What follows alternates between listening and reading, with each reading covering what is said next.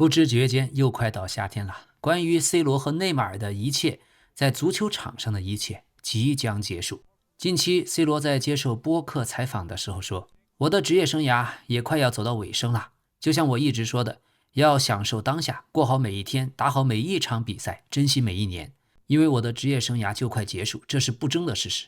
对我来说，给大家留下的影响，这是一份荣耀，这也是我一直坚持踢球的原因，不仅是为了当今年轻的一代，也为了上一代人，还有即将成长起来的下一代。但我想说，我的职业生涯足够辉煌，而我还在继续坚持。最重要的是继续前进，因为我依然热爱足球这项运动，依然能不断进球。但正如我之前所说，最重要的还是赢球。我们非常渴望拿下联赛冠军。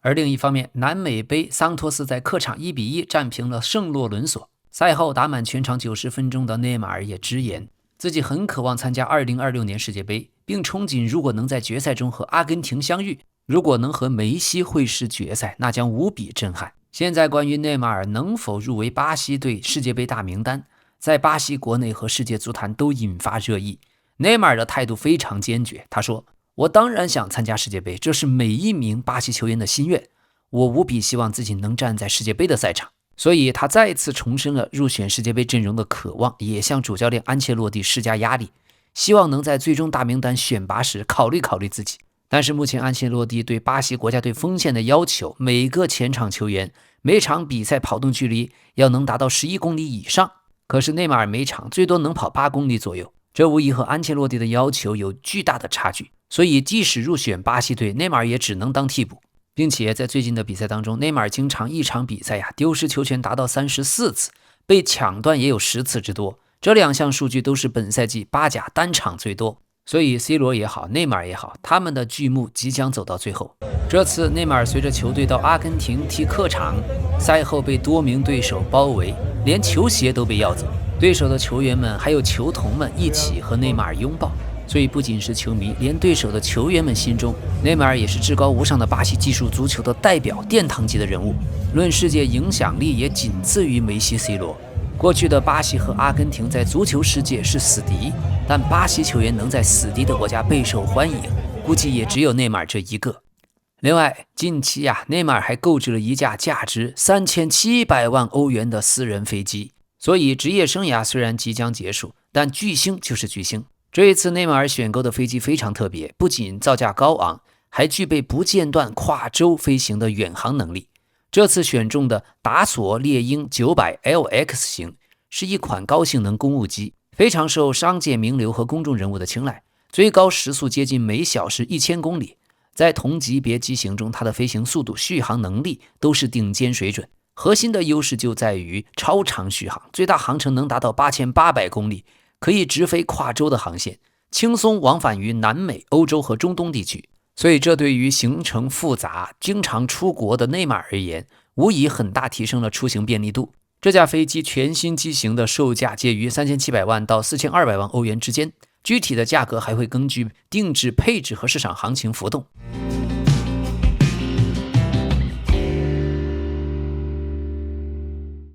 朋友们，今天的欧联杯欧协联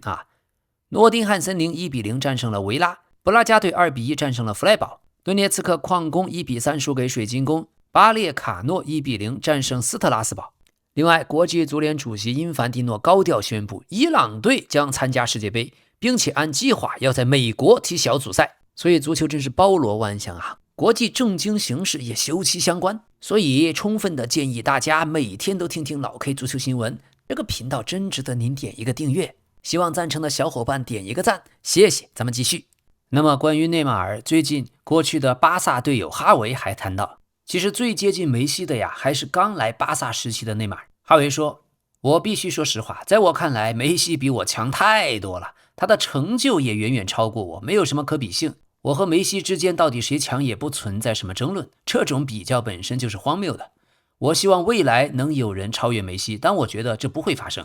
因为我和他一起生活训练了大概15年，他在一切方面都是最好的，技术、身体、对比赛的理解，甚至头球和逆足都很出色。他是一个完整的球员，而且他的心态，他是一个极具竞争性的怪物，对我来说是不可超越的。所以和梅西在一起踢球非常容易，他是我合作过的最容易的球员，因为你只要把球传给他，一切都会变得更好，他会让你也变得更好。我作为一个传球手，如果把球传给像罗马里奥那样的前锋，他4次机会能进4个，那么我就成功了。梅西也是一样，我甚至很享受把球传给他，我总是想找到他。有时候梅西还会生气说，为什么不把球给我？我就说，你过来一点，我们一起踢吧。所以梅西是一个现象级的球员，他来自另一个星球。我从小就是看着梅西长大的。是的，我16岁的时候第一次见到他，之前大家就告诉我会有一个阿根廷天才过来，但第一天看到他，我就意识到这完全是不同级别的存在。而且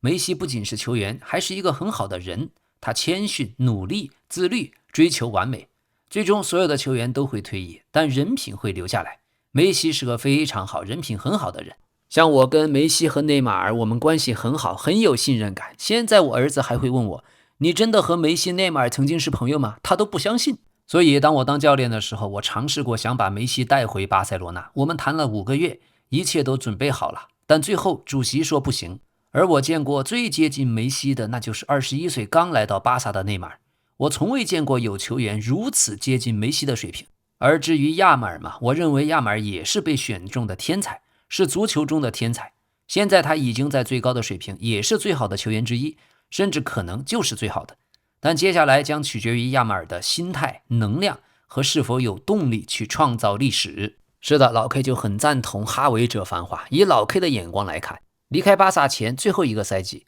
MSN 时期的内马尔超强，可以说是那一届巴萨的发动机。某些方面老 K 甚至当时更喜欢内马尔的技术。而去到大巴黎第一个赛季的内马尔也是超强，各方面都接近完美，连身体素质也是。过去在巴塞罗那和梅西一起，内马尔发生过许多有趣的事儿。前巴塞罗那的替补前锋穆尼尔最近就分享，当时是2014到15赛季，在路易斯恩里克执教的时期，穆尼尔和梅西、苏亚雷斯还有内马尔并肩作战。那一年他只有18岁。穆尼尔最近透露，在赛季中期，巴塞罗那曾在客场输给了皇家社会。当时梅西就坐在替补席上，而穆尼尔自己获得了首发机会。那是在训练中发生了一次争执以后，教练就告诉我说，你必须替梅西首发。我说好的。于是我上了场，我们巴萨0-1落后，中场休息的时候就把梅西换了上去。从那以后，教练和梅西之间又进行了沟通，球队又获得了完全的信心，最终我们赢下了3冠王。而我们有时候去酒店集训因为我是新人嘛，我什么都不懂，我就问大家座位在哪儿呢？内马尔就对我说，来，坐这儿。可是那是梅西的座位，我当时18岁。后来梅西走过来看了我一眼，我心想，完了，这些家伙又耍我。可梅西就站在那儿默默看着我，我只好站起来把位置让给他。所以当你是新人的时候，在球队里这种新人陷阱很常见，你不知道哪个座位是安全的。与这些世界级球星的朝夕相处，给我留下了无数的难忘回忆。这一段话有意思啊，梅西还真可爱。看到球队有新人坐了自己的位置，就这么站着也不说话。你坐了我的位置，我站在旁边看你一下，你应该就知道是什么意思了吧？好，时至今日，许多从来没有看过当年 MSN 时期现场直播的小球迷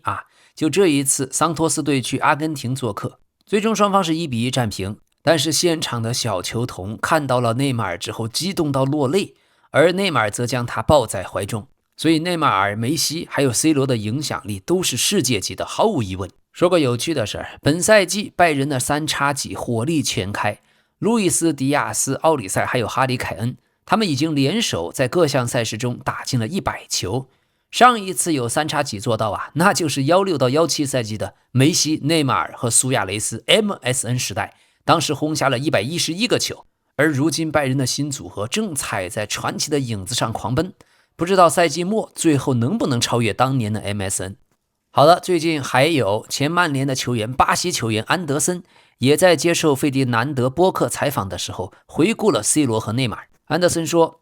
当时我作为一个年轻球员，当时只有18岁，我第一次走进曼联，但我非常自信，我以3500万欧元的转会费从波尔图加盟曼联。在做决定之前，我还特意给 C 罗打了电话，我问他关于曼联俱乐部的情况。说实话，我一直觉得自己后来能取得的成功有 50% 到 80% 都要归功于 C 罗，因为 C 罗当时直接让我们住进他家里，整整照顾了我们1年。是的，我还有纳尼跟 C 罗住在一起，C 罗就像对待兄弟一样的照顾我们，他既会做饭，还会带我们训练。而至于我们一起去超市买菜嘛，哈哈，是的，我们一周轮流付钱。在家里，我们每天都在竞争，都在吵架。我和 C 罗之间就总是争，那是因为他从不喜欢输。打乒乓球输了，他就2天不跟我说话。有时候我也能赢他，但 C 罗是最强的，我们疯起来就真的很疯。在家里面一半的时间都在吵架，因为 C 罗要去游泳，要去恢复，而我想去睡觉，你知道吗？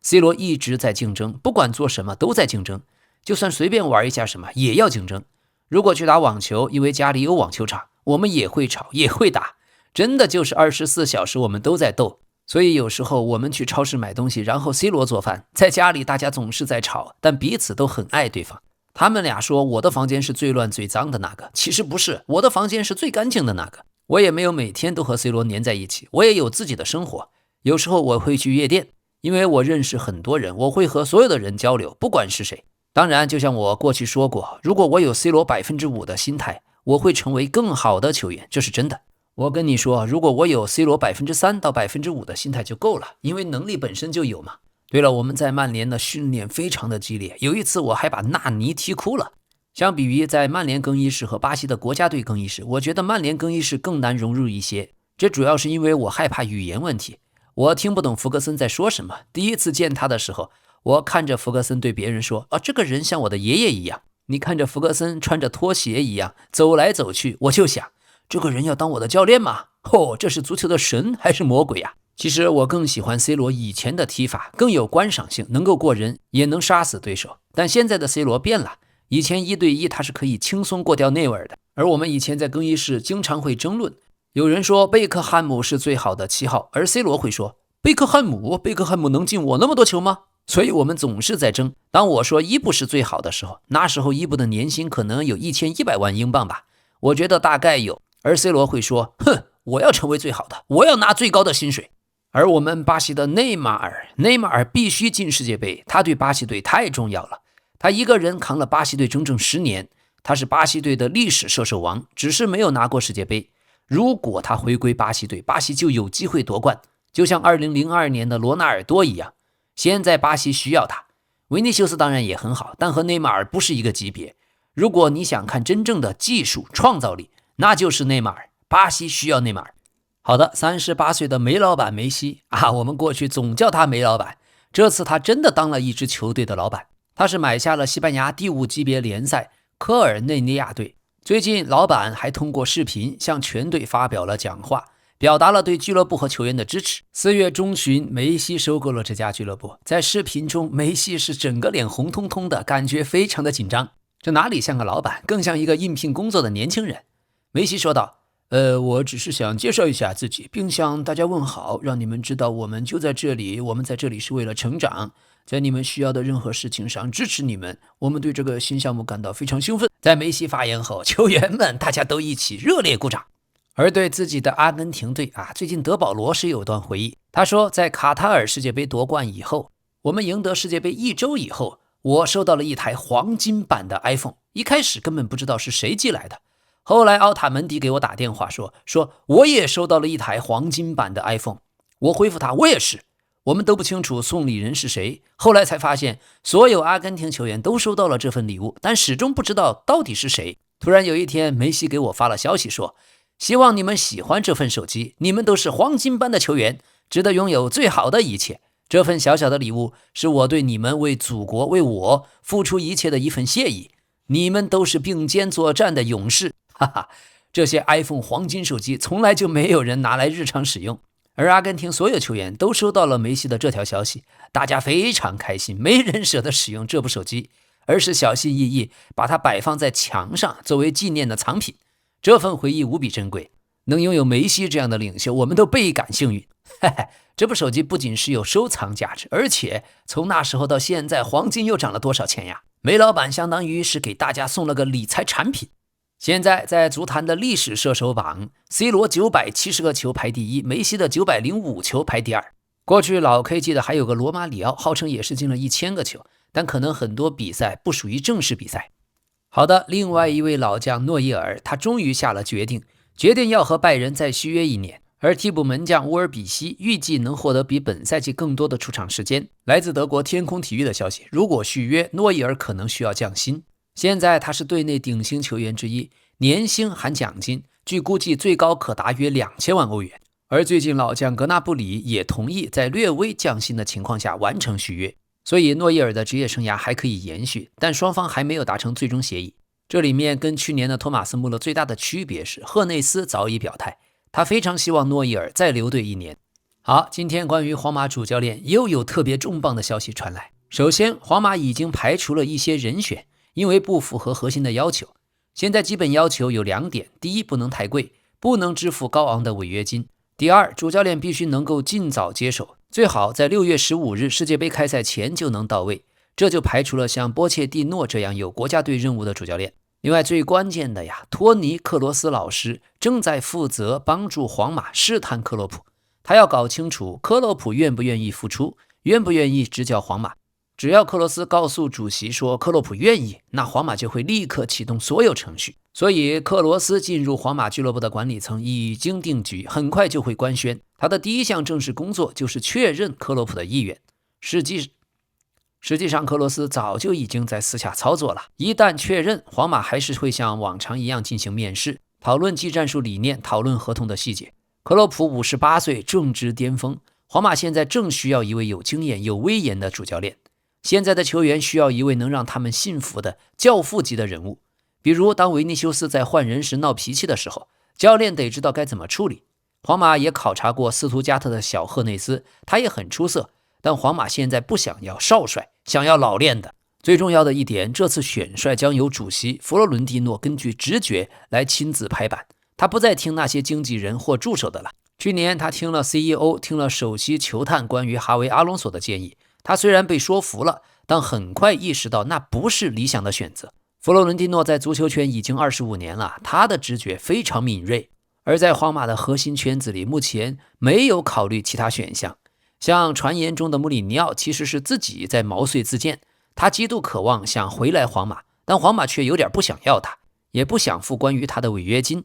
德尚在皇马内部的评价不错，而且皇马的法国球员很多，但德尚还要带队打世界杯，时间对不上。还有一个名字可能大家没听过，但是在皇马内部也聊过，就是前摩洛哥的主帅雷特拉吉。他在世界杯上的带队表现和精神属性很受赏识，皇马内部讨论他的次数甚至比穆里尼奥还要多。还有阿莱格里，也是主席一直以来的新号，但他和米兰有合同。那么现在克罗斯试探克洛普的过程，大概皇马呀先会等到联赛结束5月25日左右，然后截止日期估计是6月10日。在6月10日之前，皇马必须确定克洛普是否愿意来。只要克洛普点头，那么在11号合同就能签好。现在据说皇马更衣室的球员们也更喜欢克洛普，而不是穆里尼奥。穆里尼奥的工作方式更强硬，也更容易和当前更衣室发生碰撞。穆里尼奥就像一颗定时炸弹，但现在的皇马更衣室有自己的处事方式，也有一些球员的小心思。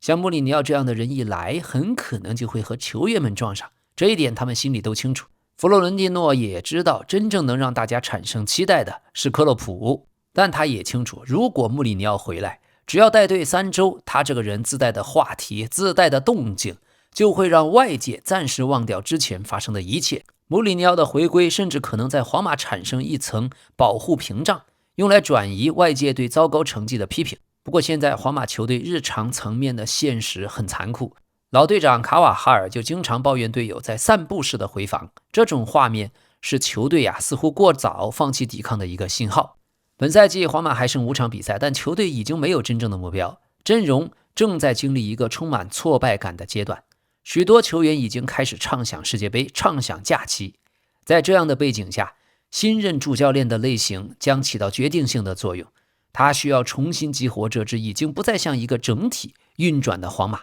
所以不管哪位教练来，皇马的球员都必须投入工作，只是工作方式不一样。穆里尼奥的方式可能会比克洛普更强硬、更直接。随着今天消息的发酵天空体育也爆料说皇马并没有接触过穆里尼奥，但皇马的跟队记者又随后发了一篇最新报道，说克洛普并不是皇马主帅的候选人，克洛普正专注于德国国家队的未来，而皇马董事会正在考虑其他的一线队主教练人选。罗马诺也确认皇马目前没有打扰克洛普，只有在他愿意付出执教的情况下，才会推进这件事儿。现阶段决定权掌握在弗洛伦蒂诺手中，穆里尼奥现在就是在等待。好的，另一边曼联官宣和梅努续约到了2031年，他的周薪也从2万英镑升到了15万英镑，整整涨了7.5倍。这一次伟大的续约，梅努还只有21岁，注定在足坛他的职业生涯会赚得盆满钵满。但这也是他应得的，因为自1月以来，随着卡里克的上任，梅努重新成为主力，他的多项数据位居队内的前列，赢得球权是第一，在中场3区赢得球权也是第一，抢断次数队内第二，成功传球次数队内第二，创造机会次数队内第四，拦截次数队内第五。梅努的状态贡献无论从哪个方面，从数据上都说得过去。现在咱们最关心的还是在卡塞米罗走了之后，到底谁来补这个缺。好，最近伯恩利队他们的主教练斯科特·帕克已经离职，新任的临时主帅是迈克尔·杰克逊啊，已故流行天王迈克尔·杰克逊。这件事情引发了轰动，网友们纷纷将迈克尔·杰克逊经典的各种像45度前倾动作都 P 图 P 进了伯恩利的教练席，什么伯恩利又要跳着太空步回到英冠联赛了等等。当然这只是一次撞名罢了，新的临时主帅名字和迈克尔·杰克逊几乎一模一样，所以老 K 就很关心这位仁兄小时候受不受女同学的欢迎。因为我记得我高3的时候在重庆一中当时我们高一来了一个女生，名字叫雅典娜。是的，她爸爸也不姓雅，妈妈也不姓雅，只是夫妇两人给女儿取了个雅典娜的名字。哇，从小看过圣斗士的我们全都轰动了。高一、高二、高三，所有的男生都涌在窗前要看看雅典娜到底长什么样。其实还可以，中人之姿。我觉得这个名字起码让女孩的魅力上涨了10倍。好，轻松一下。最近巴塞罗那主教练弗里克也给球队放了2天假，亚马尔马不停蹄，立刻和新欢开始约会。这次呢，新的女友叫伊内斯·加西亚，他们一起去了海边度假。2个人到了一个地方叫西切斯，这座沿海小镇位于巴塞罗那西南约35公里。这里还有段小插曲，在一场直播过程中，亚马尔的好朋友还有表亲和他进行视频连线，突然现场清晰地传出了伊内斯的名字，而当时亚马尔的表亲马上露出惊讶的表情，意识到自己不小心说漏嘴了。可现在2个人还没有正式回应恋情的传闻。过去亚马尔和阿根廷女歌手尼基尼克的恋情引发热议，并且亚马尔也曾经和多个女孩传出绯闻过。过去内马尔严选的质量很高，现在亚马尔严选也算是后继有人啦。球踢得那么好那么拼，老 K 认为也是理所当然，该他享受。另外马德里竞技这边突然有消息说，如果西蒙尼本赛季拿下欧冠，他可能会离开马竞。在去年夏天一部关于西蒙尼的纪录片，当时西蒙尼展示了一些自执教俱乐部以来最辉煌时期的照片，随后镜头外有声音问他还缺哪一张照片，西蒙尼露出了一丝犀利的微笑，回答道：你们都知道我缺什么。对方说那就写下来。于是西蒙尼拿起一支粗黑色的记号笔，在一张白纸片上写下赢得欧冠。他还很配合地将卡片举向镜头，并露齿一笑，补充道：没必要藏着掖着。2011年西蒙尼接手马竞，已经赢得了他们所参加过的几乎所有国内和欧洲赛事的冠军，只差欧冠，甚至欧联杯都拿了2次，还有欧洲超级杯、西班牙超级杯，什么都有了。过去的12次欧冠征程中，马竞2次止步于小组赛，3次倒在16强，4次止步8强，还有1次止步半决赛。马竞还2次进入过决赛，但都输给了皇马。可是西蒙尼和自己的球队总是一次又一次的卷土重来。去年夏天他在纪录片中说，只有上帝知道为什么还没有让我们赢得它。我不知道欧冠什么时候会属于我们，但它终究会来的。所以现在许多消息人士都承认，如果本赛季马竞真的赢得欧冠，那合同到2027年的西蒙尼很可能会离开，他的周期将结束。好，皇马内部现在许多人都认为维尼修斯和姆巴佩并不合拍，他们俩需要有一人离队，但主席老佛爷并没有受这个观点的影响。弗洛伦蒂诺的模式很明确，要汇聚世界顶级球员，并找到一位了解他们的教练，一位能让他们俩各司其职的教练。如今的皇马属于皇马的球星，属于姆巴佩，属于维尼修斯。但是过去2个赛季印证了自从姆巴佩和维尼修斯联手以来，2个赛季颗粒无收，所以引发了讨论，目前的体系是否仍然有效，还是说现有球星之间根本就无法兼容。在皇马内部已经有不少声音在暗示维尼修斯和姆巴佩并不合拍，除非一人离开球队，否则问题无法解决。但弗洛伦蒂诺仍然坚信，必须以维尼修斯和姆巴佩加在一起为进攻核心，打造一支胜利之师。这就让我们想起来2019年，当时拥有梅西的巴萨签下格列兹曼，可是2个夏天以后，法国人黯然离队。理论上梅西和格列兹曼是完美组合，但现实大相径庭，